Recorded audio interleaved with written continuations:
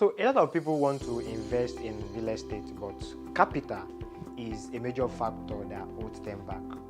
If you fall into this category, this video would help you know how you can start investing in real estate even if you don't have all the money.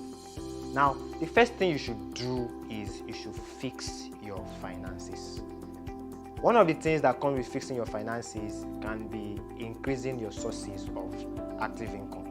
Let's say you earn an annual income of say ₦1 million, which is like a monthly income of 100 to 120k every month. It will be very difficult for you to say you want to start investing in real estate because before you remove your feeding expenses, transportation expenses, as well as in an economy where inflation is eating away at prices of everything, you find out that you are virtually left with nothing that you can start saving. Fixing your finances can also come in the form of being diligent with money. Let's say, for instance, you earn a salary of like 200,000 and you find out that you have to borrow from this your friend, get handouts from this your friend, ask this your guy to help you to see you through to the end of the month. You may need to check out a lot of things that you're doing. One of the things you can do is do an audit of your monthly expenses and cut out the things that are not really necessary or that you can postpone till another time.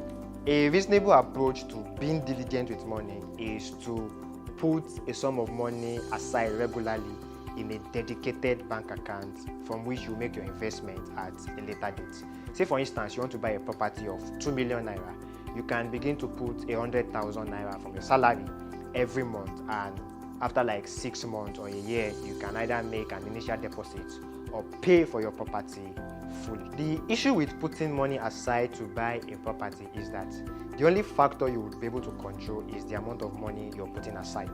You would not be able to control other factors such as inflation, rising cost of goods and services, the rising cost of the land, and everything. At a later date, when you're finally ready to make your investment, you can find out that the amount you wanted to buy a property for has increased without your knowledge. One major way to solve the issue of increase in the price of properties beyond your budget is to look for a reputable real estate company and enter into an instrumental payment plan structure to purchase your property.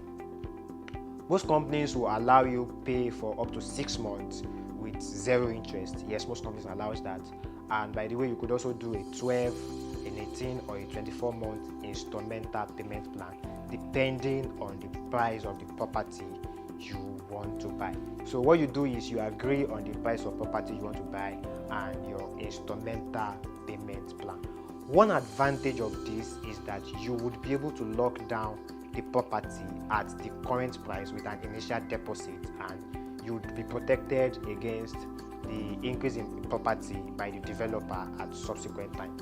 This option is more beneficial to you because you will have started investing your money in a property rather than keeping it in the bank where inflation would eat up the value and render it below the market value as at the time you are ready to make your investment. Let's say you want to buy a property of ₦2 million and you agree on a 6-month payment plan. It means if you do a monthly payment of 350,000 thereabouts, you'll be able to buy your property in 6 months. Now, that would be a better option than you saving your money in the bank, because by the time you're ready to buy the property, 2 million, maybe 2.5 million, and you would have to pay an extra 500k.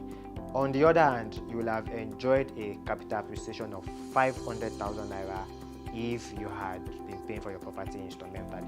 Another way to invest in real estate if you do not have all the funds is to do what most people do not do.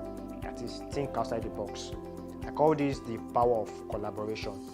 You can team up with your friends who have the same investors mindset and negotiate better real estate deals for yourself.